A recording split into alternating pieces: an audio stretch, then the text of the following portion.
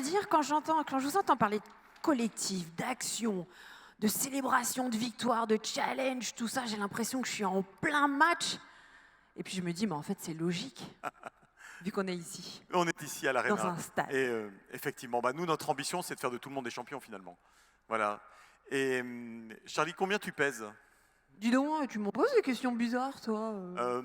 Combien tu je pèses? Ça se demande pas une dame. Combien elle pèse? Mais en carbone, bien sûr. Ah, combien tu pèses en carbone? Voilà, c'est quoi ton bilan carbone? Je pèse en carbone. Mais je sais pas. Et tu sais quoi? Je serais bien curieuse de le savoir. Eh bien, on va essayer de le savoir tout de suite dans une grande expérience collective. Voilà, on est passé au bureau, on est passé chez les Français qui faisaient des éco-gestes, on est revenu au bureau dans ces bâtiments tertiaires, on est dans le data center, ce qui stocke vos données sur Instagram, sur Facebook, etc. Eh bien, on va repartir chez vous. Et aujourd'hui, on fait une première grande expérience collective. On va tous vous peser en carbone. Et on veut faire de vous des champions du carbone et de votre bilan carbone. On va vous peser et on espère que l'année prochaine, vous serez plus fit, vous pèserez moins. Voilà. On aura maigri d'ici l'année prochaine. On aura maigri d'ici l'année prochaine. Et pour vous peser... Eh bien, appelons-le tout de suite à nos côtés, Roman Ledoux de MyCO2. On peut l'applaudir, s'il vous plaît. Salut Roman.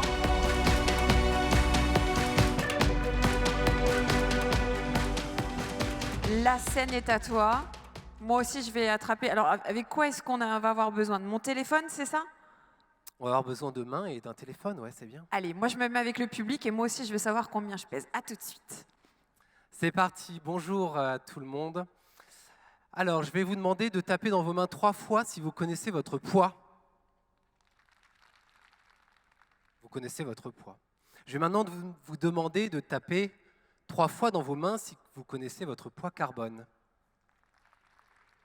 Bon, je m'en vais. Allez, on est parti pour un petit moment ensemble.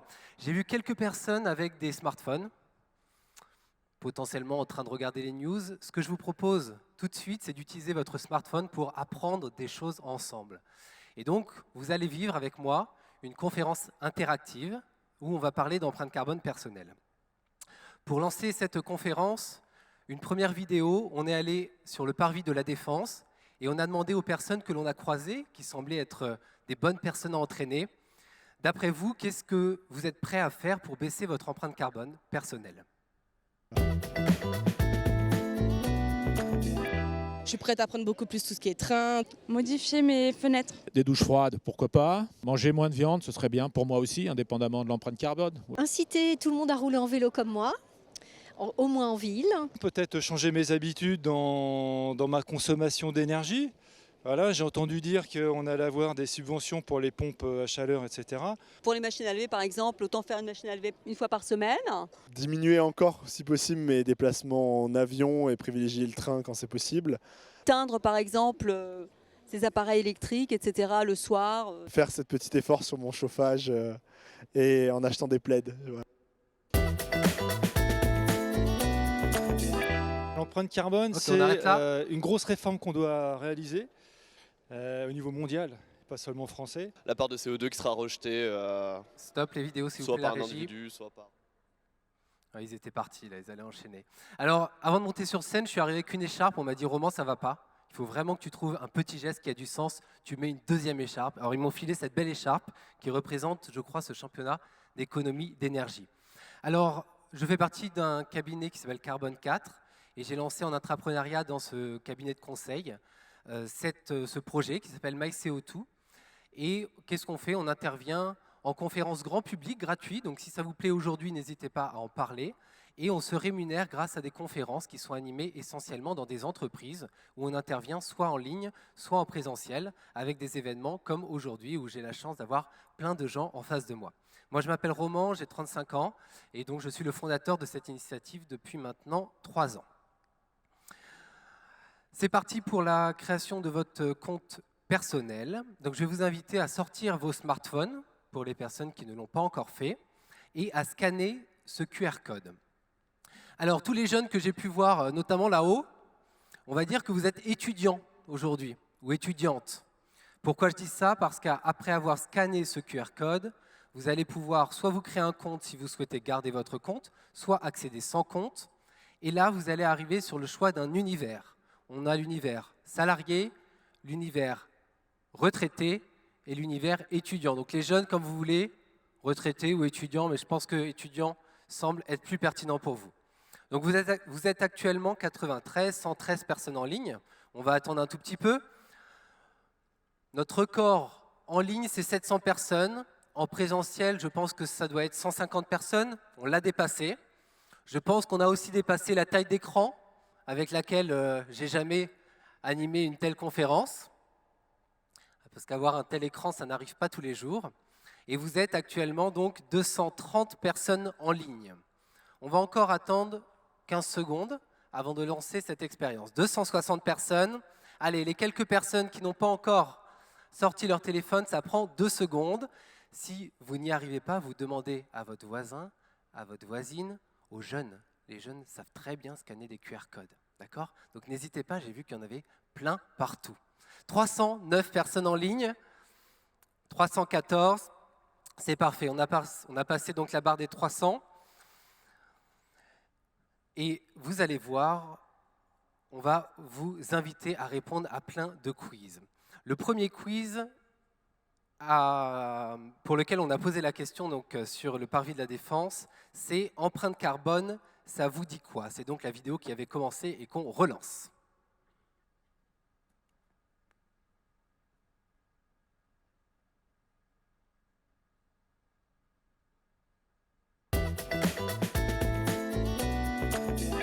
Moins 100 tonnes, hein. Pas du tout. Absolument pas. Par habitant, en tout cas en France, on doit être entre 20 et 25. En France, c'est entre 7 et 10 tonnes. 800? Pas du tout. 10 tonnes par an? Dans les 70 peut-être. Non, franchement, aucune idée. J'ai une application qui le fait. Pour l'instant, je crois que je suis à 129 kilos ce mois-ci, aux alentours de 4 tonnes par personne. 2 tonnes chacun par année. Très bien, donc vous voyez que vous avez la vidéo d'après, qui était, d'après vous, quelle est votre empreinte carbone personnelle? Vous voyez que les gens répondent entre 2 tonnes, 10 tonnes, 100 tonnes. Et donc ce qu'on va vous inviter aujourd'hui, c'est à calculer vous-même votre empreinte carbone. Mais la question qu'on vous a posée sur vos smartphones est la suivante, empreinte carbone, ça vous dit quoi? Et ce que je constate, c'est qu'il y a quand même beaucoup de connaisseurs et de connaisseuses qui s'y connaissent, vous le voyez, c'est la grande majorité. Et la deuxième grande majorité, c'est « je connais un peu ». Très bien, je vois que j'ai des connaisseurs et connaisseuses avec moi aujourd'hui. Alors, on est parti pour une petite vidéo pour rappeler pourquoi est-ce qu'on parle de carbone et de rappeler que des changements climatiques, il y en a déjà eu par le passé. C'est bien de se le redire. Comment les scientifiques le savent? Vous le voyez sur cette vidéo, ils creusent des tubes de glace qu'on appelle des carottes glaciaires et ils vont analyser dans ces carottes glaciaires les bulles d'air qui ont été stockées au fur et à mesure des siècles. Dans ces bulles d'air que vous voyez ici, ils vont analyser les concentrations en dioxyde de carbone, le fameux CO2, depuis environ 800 000 ans. En bleu et en rouge, ils recomposent les températures qu'ils faisaient à l'époque. Et vous voyez, il y a déjà eu des changements climatiques. Autrement dit, des moments où les deux sont plutôt en haut, le dioxyde de carbone et la température, c'est ce qu'on appelle les ères interglaciaires, et des moments où les deux sont plutôt en bas. Qui connaît l'âge de glace ici? Le dessin animé? Oui, ben voilà, l'âge de glace, c'est quand on est en bas. La dernière fois où on a été en bas, c'était il y a 20 000 ans. C'est dur de se le représenter. On est passé de manière tout à fait naturelle dans une ère interglaciaire, vous allez le voir ici. Arnaud va relancer la vidéo. Et depuis 150 ans, eh ben, on a découvert la magie des énergies fossiles. Les énergies fossiles, elles font qu'on est venu crever le plafond. Donc oui, des changements climatiques, il y en a déjà eu par le passé, mais aujourd'hui, on a un changement climatique qui sort des variations naturelles du climat. Alors, le changement climatique, ça vient en effet du dioxyde de carbone, qui est le problème au niveau mondial à environ 2/3. J'aimerais bien un jour faire un deuxième micro-trottoir à la sortie des résultats du bac. D'après vous, quelles sont les 3 énergies fossiles? Qui pense connaître les 3 énergies fossiles ici? Levez la main. Ouais, je vois rien, mais je vois des mains quand même. Le charbon, le pétrole et le gaz sont donc les 3 énergies fossiles, et vous le voyez, ça représente 2/3 du problème. On a ensuite le méthane. Le méthane, il vient de la décomposition de carbone naturel, quand ce carbone se décompose sans oxygène. Oh là, qu'est-ce qu'il a dit, lui? Je vous donne un exemple. La vache, elle mange du maïs, elle mange du carbone naturel qui arrive dans ses 4 estomacs. la vache a 4 estomacs. Ce carbone se retrouve sans oxygène, et oui, à l'intérieur de l'estomac de la vache, il n'y a pas d'oxygène. Et donc, il y a l'émission de méthane. Les déchets, c'est pareil, ils sont entassés, les déchets qu'il y a en dessous ne sont plus en contact avec l'oxygène, pareil, émission de méthane. Les rizières, on a de la terre, on met de l'eau par-dessus pour faire pousser du riz, ceux qui n'ont jamais vu ça, et donc la terre se retrouve sans contact avec l'oxygène, pareil, on a émission de méthane. Et le petit problème du méthane, ce ne sont pas les quantités, c'est que par kilogramme de méthane, c'est environ 30 fois pire qu'un kilogramme de CO2, le dioxyde de carbone. Donc le méthane fait environ 17% du problème. Voilà, il y a ensuite la déforestation importée que l'on prend en compte, et puis d'autres gaz. Donc dans toute la suite, on va compter en tonnes équivalent CO2 pour compter l'ensemble de ces postes. Alors, le quiz suivant, vous allez l'avoir, qui est d'après vous, quelle est l'empreinte carbone moyenne française? On ne va pas lancer la vidéo parce que vous l'avez déjà vue, donc on va passer tout de suite à l'analyse de vos résultats. Donc merci de voter.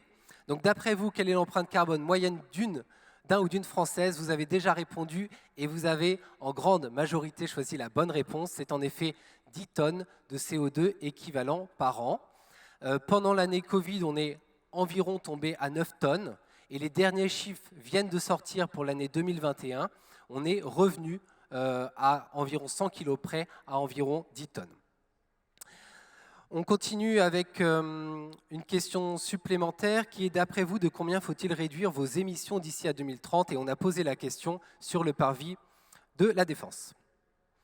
Vidéo suivante.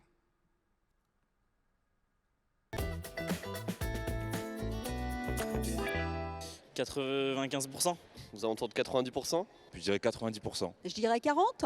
80%. 80%. 60%, les 3/4. C'est la grande majorité. 70% peut-être. 70%. 80%. Dans les 50%. Alors je n'y vais jamais, je ne peux pas vous dire. 90.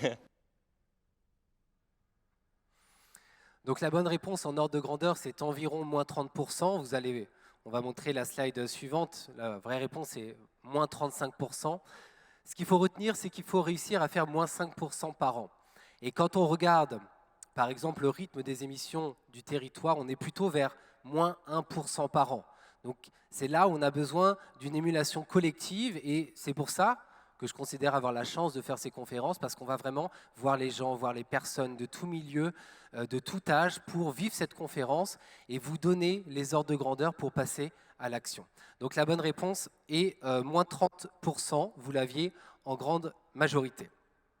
Vous allez voir ici la slide, donc quand on fait moins 5% par an en partant de 10 tonnes, vous voyez qu'on arrive environ à 2 tonnes en 2050, mais 2 tonnes en 2050, ça paraît lointain, d'accord? Ça paraît trop loin. Et donc, on préfère l'objectif de moins 5% par an. Je vais réussir l'année prochaine à faire moins 5%. Si je fais 100 kilos, pas en CO2, mais en poids, je vais essayer d'arriver à 95 kilos l'année prochaine. Et vous le voyez, un objectif 2030 à 6,5 tonnes. Autrement dit, et c'est là où c'est difficile, il ne va pas seulement falloir bouger un tout petit peu le curseur, mais vraiment changer d'habitude de vie et le faire ensemble en société. Vous allez commencer avec une base commune d'environ 1700 kg, donc ça fait 1,7 tonnes. Dans cette base commune, il y a tous les postes contraints qui concernent tout le monde et de manière équivalente. Il y a là-dedans notamment les services publics qui dépensent du carbone pour vous. Quand vous allez à l'hôpital, même si c'est rare, eh ben, il y a des énergies, il y a du chauffage, il y a des machines, il y a des gens qui se déplacent pour vous soigner, etc., etc. Donc les services publics, vous le voyez, ça fait 1400 kg, donc 1,4 tonnes. On a mis quelques achats divers, par exemple le fonctionnement des banques et des assurances, les médicaments, les cultures et le divertissement, et puis la production d'eau potable et le traitement des eaux usées. Vous le voyez, le sujet de l'eau, 22 kg de CO2, bon, c'est un petit sujet carbone, mais c'est un petit sujet carbone. Slide suivante, pour vous dire qu'aujourd'hui, il nous reste 17 minutes ensemble. On a bien entendu pré-rempli de nombreux champs pour que cette expérience ensemble, elle dure dans ce créneau des 17 minutes qu'il reste. On est donc parti pour le matin. On va donc vous ouvrir l'étape 1, qui est l'étape du matin, ainsi que l'étape de la journée. Je vais me taire quelques instants pour nous laisser dans un silence religieux et je vais vous laisser remplir le matin et la journée. Je vais en profiter pour aller boire un tout petit peu d'eau. Je vous laisse donc 1 minute de complétion. À tout de suite.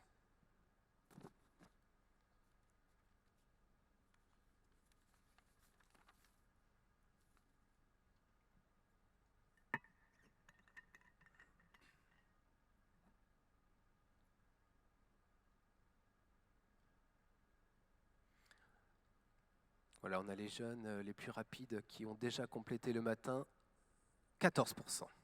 On finit le matin.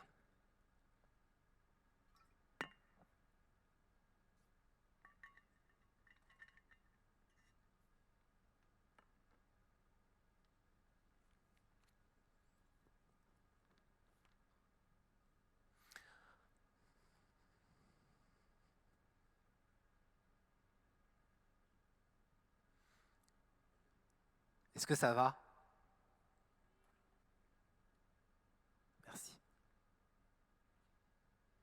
Voilà, vous avez globalement terminé le matin? Oh si, 70%. Alors, on a les plus rapides là-haut, les jeunes, et les plus lents là-bas? Alors on a les 20% de restants là-haut.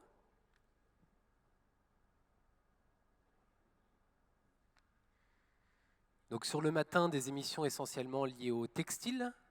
Le textile représente environ 200 kg de CO2 par an. Là-dedans, on a tous les vêtements, bien entendu. On a aussi tout ce qui est cuir et chaussures, donc les sacs à main et les chaussures. Et puis également le textile. Quand on achète un tapis, on achète des draps.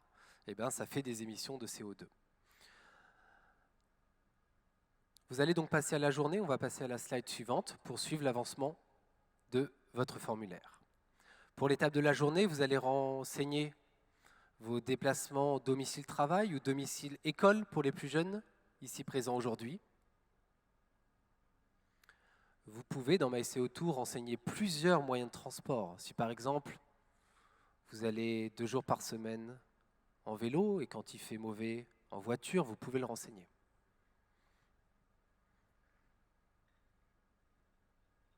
Bien entendu, on a du mal à satisfaire 100% des personnes. Je vais bien avoir quelques personnes qui vont me dire « Mais moi, j'arrive pas vraiment à renseigner telle que ma vie est. » Et donc pour cela, on travaille environ 1/4 de notre temps est dédié à de la recherche et développement pour que ce formulaire il soit le plus adapté à vos vies qui sont tout le temps des vies uniques finalement. Il n'y a aucune vie qui se ressemble. On a tous des hobbies différents, des habitudes différentes, des contraintes différentes, etc., etc.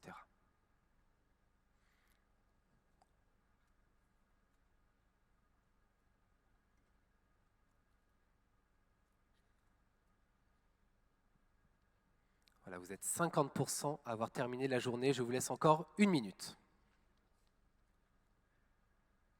Qui sont les plus rapides? Non. Qui sont les plus lents? Non plus. Allez, 50%, on attend d'atteindre 60%.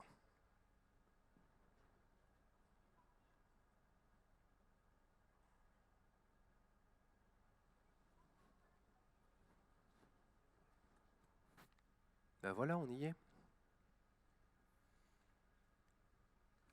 Alors, pour introduire cette phase de la journée, on va lancer une nouvelle vidéo. On a demandé aux personnes rencontrées à la Défense, d'après vous, quelle est la part des burgers qui sont au bœuf dans l'offre des fast-foods en France? C'est parti pour cette nouvelle vidéo.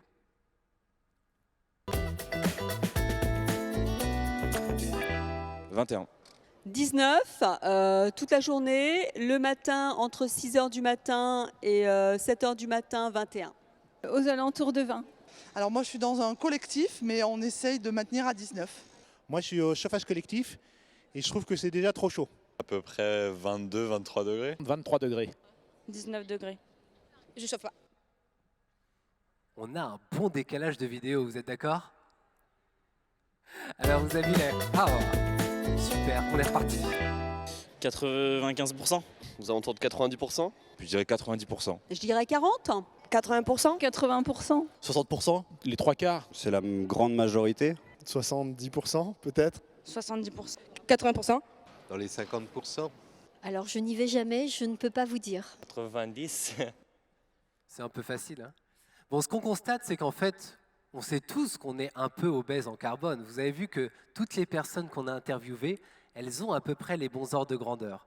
Hein, la part de bœuf dans l'offre des fast-foods, elle est, on va le voir sur la slide après, d'environ 60%. Vous avez répondu en grande majorité 75%. Nous, on n'a pas accès aux ventes. Si jamais vous travaillez dans un fast-food, n'hésitez pas à venir nous voir après.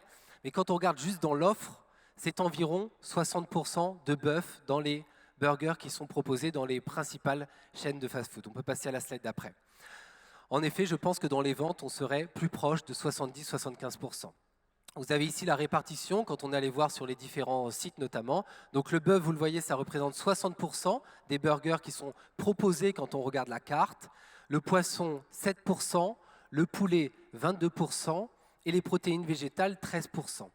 Or, le bœuf, vous le voyez, il est environ 6 à 8 fois plus carboné que le poulet. Donc déjà, passer d'un burger bœuf à un burger poulet, ça permet très fortement de réduire son empreinte carbone.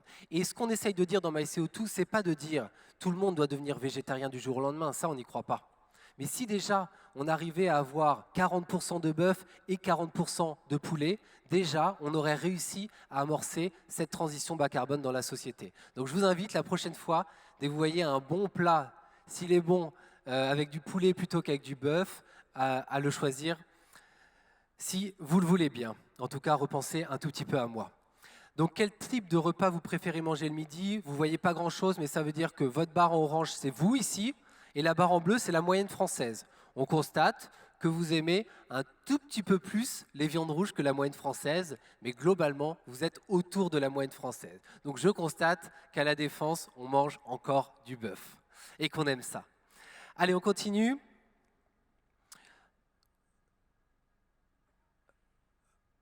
Voilà, pour introduire le soir, une petite vidéo que du coup vous avez déjà vue qui est à quelle température chauffez-vous votre logement?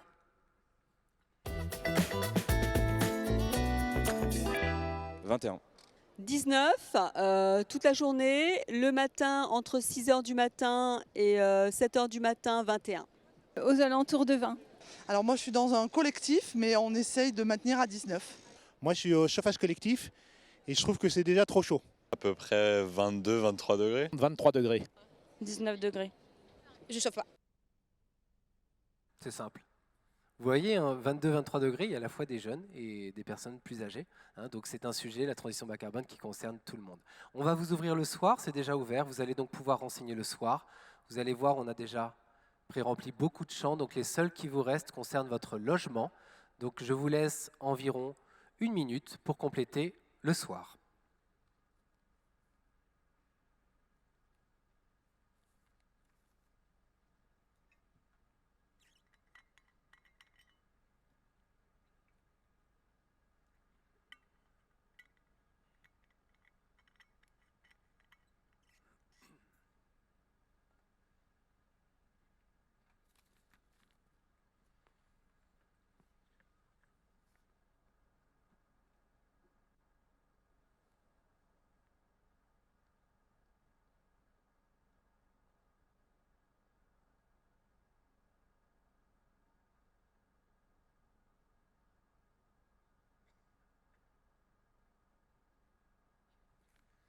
J'ai un public très studieux aujourd'hui.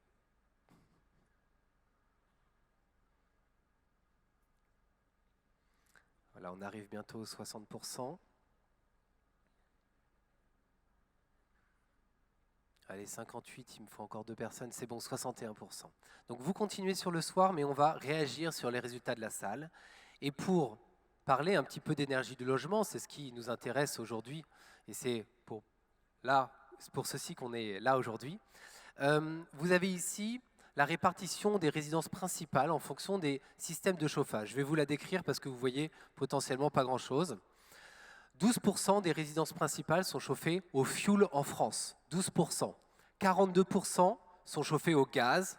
Hein, donc le gaz est l'énergie de chauffage qui est prépondérante en France. On a ensuite 32% au radiateur électrique et puis 4% de réseau de chaleur, 4% de pompe à chaleur et 4% de bois. Slide suivante, on va regarder un petit peu comment vous vous positionnez. Oh, bah ça ressemble, hein? Donc ça, ce sont vos résultats à vous. Donc globalement, vous êtes assez représentatif de la population française. J'ai un peu de fuel, un tout petit peu moins que la moyenne française. Pourquoi? Parce que vous êtes un public plutôt urbain. Or, le fuel, on le trouve plutôt en rural. Les chaudières, vous le voyez, vous êtes un peu au-dessus de la moyenne française, 47%. Donc vous allez potentiellement avoir une empreinte carbone un peu plus carbonée sur Je me loge. Radiateur électrique, vous êtes dans la moyenne française, un peu en dessous. J'ai aujourd'hui un peu de réseau de chaleur, un peu de pompe à chaleur et un peu de bois, mais qui reste dans des ordres de grandeur de la moyenne nationale. On est donc parti pour les week-ends. Donc je vais vous inviter à compléter les week-ends et à avancer jusqu'aux vacances. Il nous reste environ 5 minutes ensemble. J'espère que vous passez un agréable voyage et que je vous donne assez d'éléments pour commencer votre entraînement dès ce soir, ou plutôt à partir de maintenant, parce que je l'ai constaté, les championnats d'économie d'énergie n'ont pas attendu ce soir pour commencer. Ils ont commencé il y a déjà quelques heures.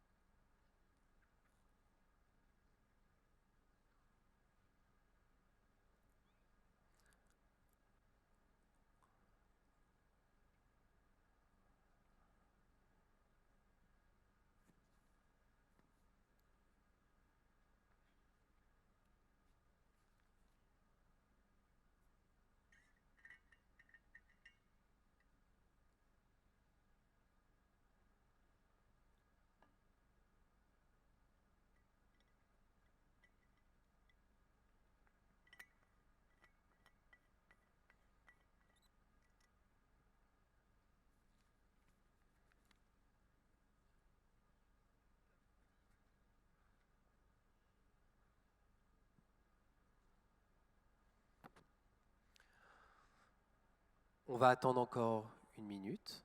Pour les personnes qui aiment cette expérience, sachez qu'on organise des conférences grand public gratuites qui ont lieu toutes les 2 semaines et qui durent pas une demi-heure, mais qui durent environ 1h30. On va avoir le temps d'aller un peu plus en profondeur pour comprendre notre empreinte carbone personnelle. Je vous laisse encore bien 30 secondes pour qu'on arrive à 60% sur les week-ends et on aura la chance d'avoir une dernière vidéo.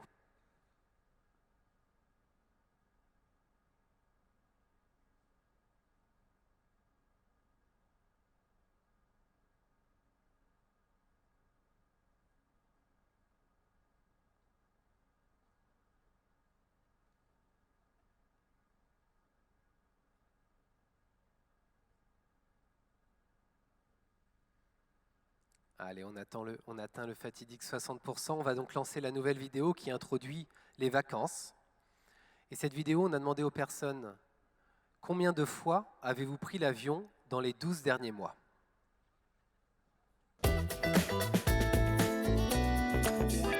Deux fois, 4 fois l'avion. 0, 4 fois. Aucune. 2 fois. 3 fois. Pratiquement toutes les semaines. 4 fois. Si on compte les allers-retours, 3 fois. 7 fois. 0 fois. 2 fois. 0 fois. 8 fois. 4 fois. Petite vidéo pour introduire les week-ends. Et bien entendu, un des postes emblématiques qui va faire exploser le compteur, c'est l'avion.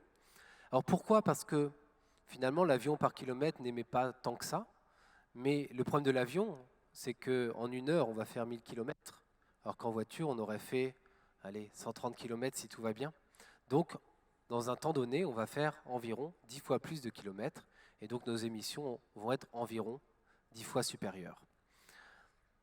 Donc, les vacances, on va passer doucement à l'analyse des résultats. Pour les personnes qui n'ont pas terminé leurs vacances, vous prenez encore les 2 minutes restantes pour compléter votre résultat. Alors, est-ce qu'on a un ou une petite maline qui a rajouté énormément d'émissions? Je crois que c'est le cas. Parce qu'on ne va pas avoir malheureusement d'empreinte carbone moyenne. Je le vois ici, donc une personne s'est amusée, on s'y attend, à rajouter des millions de kilomètres. Donc nous n'aurons pas l'empreinte carbone moyenne de la salle aujourd'hui. Bien entendu, nos conférences, on a l'habitude de gérer des aléas.